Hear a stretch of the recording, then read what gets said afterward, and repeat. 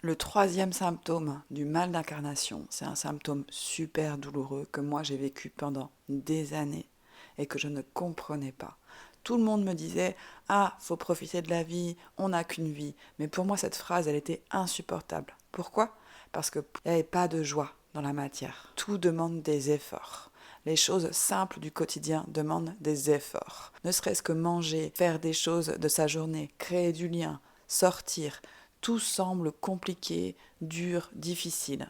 Pourquoi? Parce qu'il n'y a pas la joie à l'intérieur vitale de vivre. C'est vraiment le symptôme le plus récurrent d'un mal d'incarnation. Et pourtant, tu peux être quelqu'un qui quand même est très joyeuse, mais au fond, peut-être que tout te semble compliqué, difficile à créer, difficile à mettre en place, que tout te demande des efforts, que la mise en action est difficile. C'est vraiment insupportable comme sensation. Ça peut même aller jusqu'à une forme de désespoir dans le quotidien.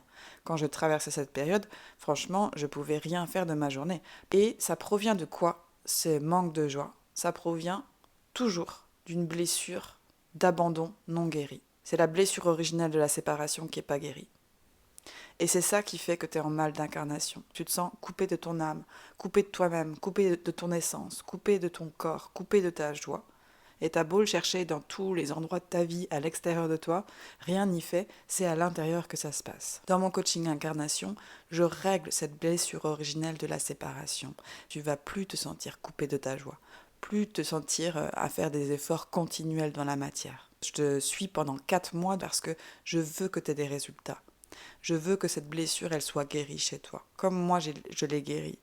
Et aujourd'hui, ma vie, elle est beaucoup plus simple. J'ai énormément de plaisir à créer, à faire les choses simples de la vie, à me lever du lit, à faire à manger, à être en lien avec les gens, à sortir, à créer des nouvelles choses, à partir à l'aventure. Tout ça, c'est simple, c'est facile d'accès une fois que la blessure originelle est guérie. Mais tant que la blessure originelle n'est pas guérie, tu vas être toujours en lutte, inconsciemment, contre la matière, contre ta vie ici, contre les nouveaux projets. Et vivre avec ce manque de joie, c'est insupportable à la longue. Donc si tu te sens prête à être aidée pour guérir de cette blessure originelle de la séparation, tu peux réserver ton appel avec moi 45 minutes où je vais te donner les axes précis de guérison que tu as besoin de traverser pour retrouver ta joie de vivre. Et même si tu as l'impression que rien ne va jamais changer et que tu te sens coincé, tu as le droit de vivre une incarnation où tu vas te sentir bien, heureuse, joyeuse, de faire toutes les choses que tu as besoin de faire dans ton quotidien. Je serai très heureuse de t'accompagner.